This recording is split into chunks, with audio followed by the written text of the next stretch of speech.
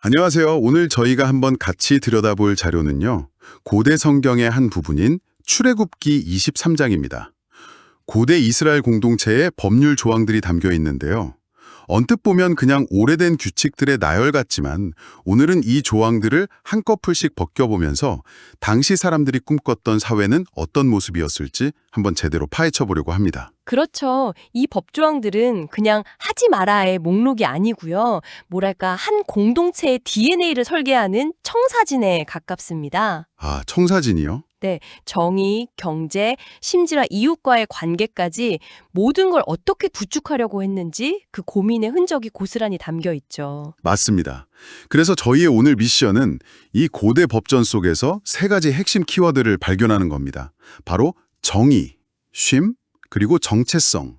이걸 찾아서 그것이 오늘을 사는 우리에게 어떤 의미를 던지는지 탐색해보는 거죠. 네, 좋습니다. 특히 읽다 보면 원수의 길 잃은 나귀를 보면 도와주라 라는 구절처럼 법이라고 하기엔 너무 감성적이고 또 도덕이라고 하기엔 너무 구체적인 아주 흥미로운 지점들이 많거든요. 맞아요. 자, 그럼 이 독특한 사회 설계도를 함께 펼쳐볼까요? 좋습니다.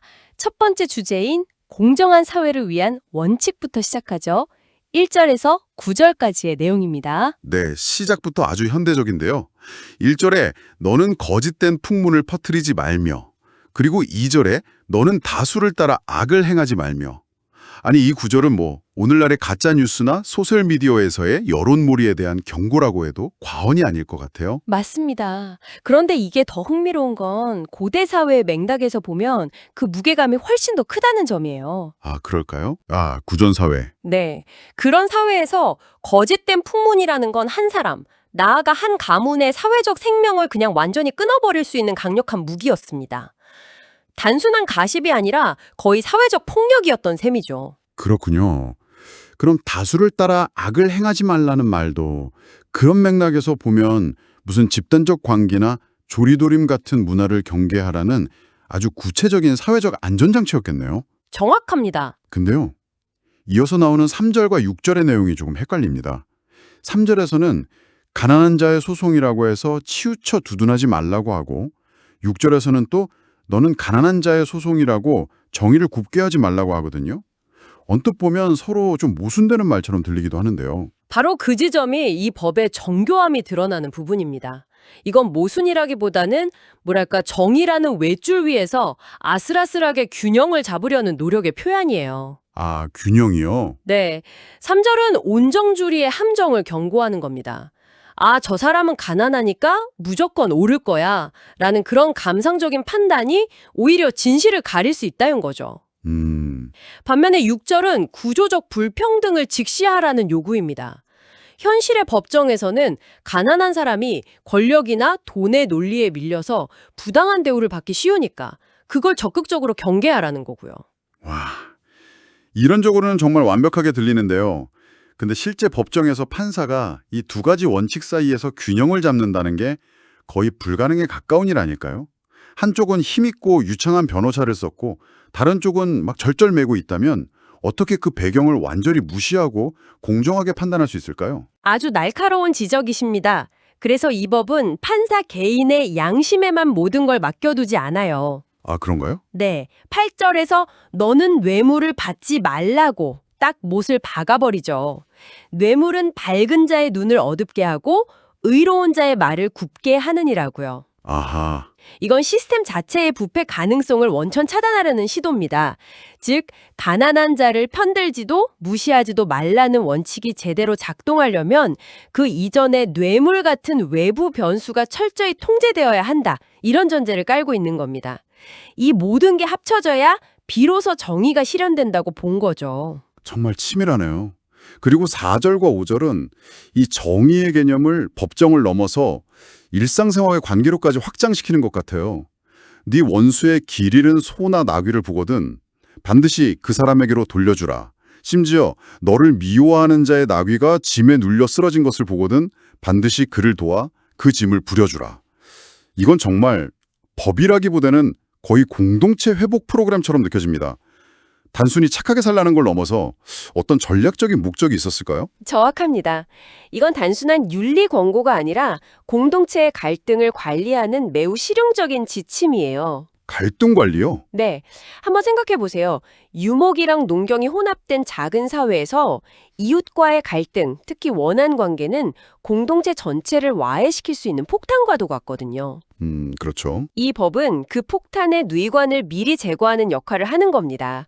원수의 가축을 외면하는 대신 어쩔 수 없이 돌려주러 가야 하고 미워하는 사람의 공경을 보고 마지못해 도와줘야 하는 상황을 법으로 강제하는 거죠. 그 과정에서 의도치 않은 대화가 오가고 감정의 골이 조금은 메워질 수도 있겠군요. 그러니까 이건 감정의 문제를 이성적인 행동으로 덮어버리라고 강제하는 일종의 행동치료 같은 거네요. 아주 적절한 비유입니다. 선행을 베풀라가 아니라 갈등의 순환을 끊으라. 매우 현실적인 사회 안정화 장치인 셈이죠. 와, 그리고 이 모든 정의에 관한 규정의 대전제가 바로 9절에 등장합니다. 너는 이방 나그네를 압제하지 말라. 너희는 이집트 땅에서 나그네였으니 나그네의 사정을 아느니라. 자신들의 가장 고통스러웠던 경험, 즉 사회적 약자로서 겪었던 서러움을 공감의 자산으로 삼아서 법의 정신으로 승화시킨 겁니다. 그렇군요. 고대 근동의 다른 법전들에서 이방인에게 이렇게까지 명시적인 권리를 보장하는 경우는 거의 찾아볼 수가 없거든요. 아주 혁명적인 발상이죠. 약자였던 경험이 오히려 더 성숙한 공동체를 만드는 기반이 되었다는 점이 정말 인상 깊습니다. 자, 이렇게 사회 구성원 간의 공정한 관계를 설정한 다음에는 텍스트가 시간의 문제로 넘어가는 것 같아요. 맞습니다. 그런데 여기서도 약자에 대한 배려가 계속 이어지는 점이 아주 흥미롭습니다. 맞습니다. 이 공동체는 인간관계뿐만 아니라 시간의 흐름 속에서도 정의와 쉼을 구현하려고 했어요. 그 대표적인 예가 바로 10절과 11절의 안식년 제도입니다. 네, 6년 동안 농사를 짓고 7년째에는 땅을 경작하지 말고 그냥 묵혀두라는 건데요. 저는 이걸 보면서 현대 농부에게 올해는 농사 짓지 마세요. 땅을 쉬게 해야 합니다. 라고 말하는 걸 상상해봤습니다. 아마 미쳤다는 소리를 듣지 않을까요? 그렇죠. 이건 거의 경제적 자살 행위처럼 보이는데 대체 왜 이런 규정을 둔 걸까요? 이게 정말 실현 가능한 법이었을까요? 아니면 그냥 이상적인 선언이었을까요? 굉장히 민철철인 질문입니다. 실제로 이 법이 역사 속에서 얼마나 엄격하게 지켜졌는지에 대해서는 학자들마다 의견이 좀 분분해요. 하지만 중요한 것은 이 법이 지향하는 바입니다. 안식년의 핵심은 두 가지예요. 네. 첫째는 소유권에 대한 근본적인 질문을 던지는 겁니다. 6년 동안은 내 땅인 것처럼 경작하지만 7년째에는 손을 떼야 하잖아요. 이것은 이 땅의 진짜 주인은 너희가 아니다 라는 신학적 선언을 매 7년마다 몸으로 체험하게 하는 장치입니다. 땅을 경작할 권리는 잠시 위임받은 것일 뿐이라는 걸 잊지 말라는 거군요. 바로 그겁니다. 그리고 두 번째 핵심이 11절에 나옵니다. 내 백성의 가난한 자들이 먹게 하고 그 남은 것은 들짐승이 먹으리라. 와, 안식년 동안 저절로 자라는 열매는 주인이 수확하는 게 아니라 공동체의 가장 가난한 사람들과 심지어 야생동물의 몫이 되는 겁니다. 이것은 단순한 휴식을 넘어서 토지를 통한 부의 재분배 시스템이자 인간 중심주의를 넘어선 생태적 배려까지 담고 있는 정말 시대를 초월한 개념이죠. 정말 놀랍네요. 쉼의 개념이 인간을 넘어서 땅과 동물에게까지 확장되는군요. 12절의 안식일 규정도 비슷한 맥락으로 보입니다. 엿새 동안 일하고 이렛날에 쉬라고 하는데 그 이유가 흥미로워요. 내 소와 나귀가 쉴 것이며 내 여종의 자식과 나그네가 숨을 돌리게 하려 함이라. 그러니까 내가 쉬기 위해서가 아니라 내게 속한 가장 약한 존재들이 숨을 돌리게 하기 위함이라는 목적이 분명하게 드러납니다. 그 숨을 돌린다는 히브리어 표현이 단순히 휴식하다는 의미를 넘어서요. 생기를 되찾다, 영혼을 회복하다는 깊은 뜻을 담고 있습니다. 영혼을 회복한다? 네. 즉, 안식일은 노동력의 재충전을 위한 효율성의 개념이 아니라 모든 생명체가 존엄성을 회복하는 시간이라는 겁니다.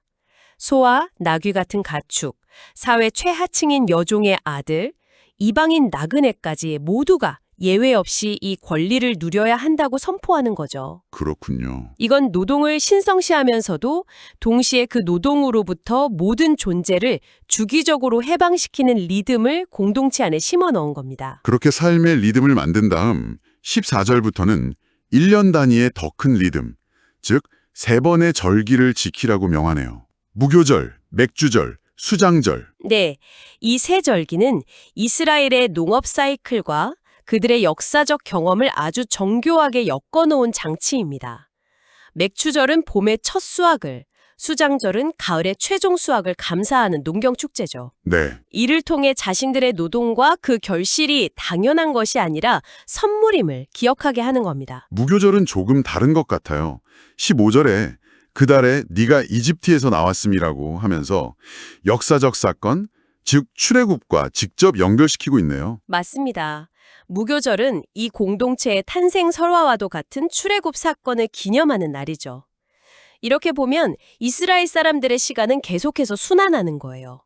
매주 안식일을 통해 창조의 쉼을 기억하고 매년 절기를 통해 농사의 감사함과 구원의 역사를 되새기는 거죠. 아, 시간 자체가 공동체의 정체성을 계속해서 상기시키고 강화하는 교육의 장이 되는 셈입니다. 그렇군요. 그래서 19절에 나오는 내 토지에서 처음 거둔 열매의 가장 좋은 것을 가져다가 여호와의 전에 드릴지니라는 규정은 그 모든 시간의 주인이 누구인지를 고백하는 행위로 이 모든 리듬을 마무리 짓는 거고요. 정의로운 사회 질서 그리고 쉼과 감사의 리듬에 이어서 이제 마지막 부분으로 넘어가 보겠습니다.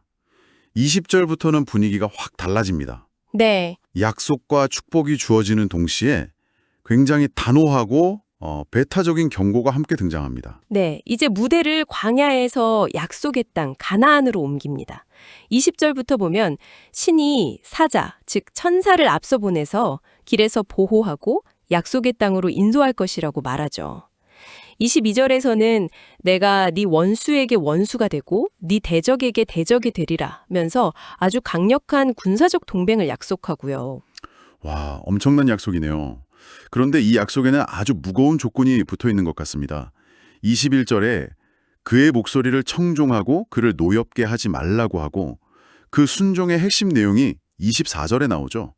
너는 그들의 신들을 경배하지 말며 섬기지 말며 그들의 행위를 본받지 말고 그것들을 다 깨뜨리며 이 정도면 거의 문화적 고립주의나 근본주의처럼 보이기도 하는데 왜 이렇게까지 다른 문화와의 공존을 극도로 경계했던 걸까요? 그 이유를 이해하려면 당시 고대 근동의 지정학적 상황을 좀 알아야 합니다. 아, 상황이요?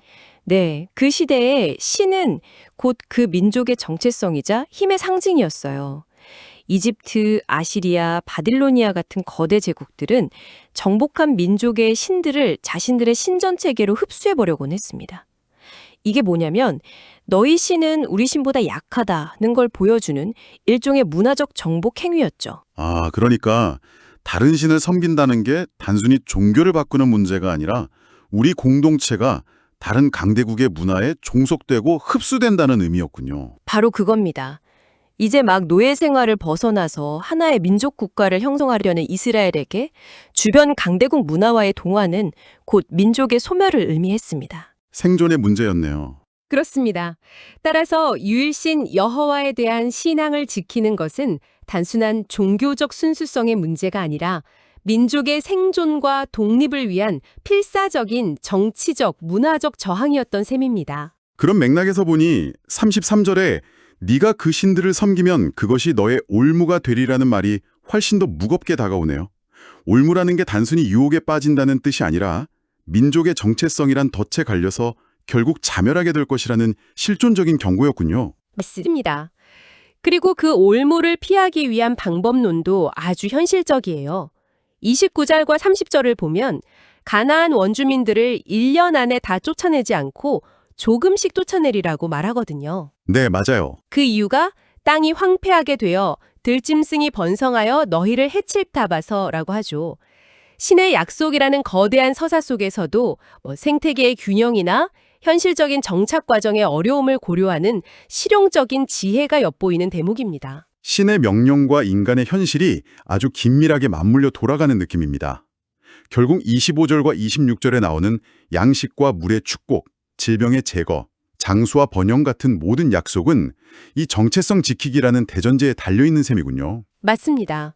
이 공동체는 자신들의 번영이 군사력이나 경제력이 아닌 유일신과의 언약 관계를 얼마나 충실하게 지켜내느냐에 달려있다고 믿었습니다. 그래서 그 관계를 위협하는 모든 외부 요소에 대해 극도로 경계했던 것이죠. 그렇군요. 와, 오늘 출애굽기 23장을 쭉 훑어보니 처음 생각했던 것보다 훨씬 더 입체적이고 정교한 사회 설계도였다는 생각이 듭니다. 우리는 그저 오래된 법조항들을 읽는다고 생각했는데 사실은 하나의 공동체가 어떻게 정의를 세우고 어떻게 쉬어가며 또 어떻게 자신들을 지쳐내려 했는지에 대한 그 치열한 고민의 현장을 목격한 셈이네요. 네, 핵심을 잘 짚어주셨습니다. 약자의 목소리를 외면하지 않는 정의, 모든 생명에게 숨 돌릴 틈을 주는 안식, 그리고 외부의 거센 물결 속에서 고유함을 지키려는 정체성, 이 세 가지 기둥이 이 공동체를 떠받치는 가장 중요한 가치였습니다. 이는 비단 고대 사회뿐만 아니라 오늘날 어떤 공동체가 건강하게 유지되기 위해 무엇이 필요한지에 대한 깊은 통찰을 줍니다. 이 법전은 절대적인 순종과 때로는 배타적인 태도를 통해 공동체의 정체성을 지키려 했습니다. 물론 오늘날 우리는 다양한 가치와 문화가 공존하는 다원주의 사회를 살고 있기 때문에 이 방식을 그대로 적용할 수는 없겠죠? 바로 그 지점에서 우리가 마지막으로 던져볼 질문이 생깁니다. 이 고대의 법전이 올무를 경계하며 자신들의 언약을 지키려 했던 것처럼 오늘 여러분의 삶을 지탱하는 가장 중요한 가치 혹은 여러분이 속한 공동체를 지탱하는 핵심적인 언약은 무엇인가요? 그리고 그 소중한 가치를 위협하는 우리 시대의 올무는 과연 어떤 모습일까요?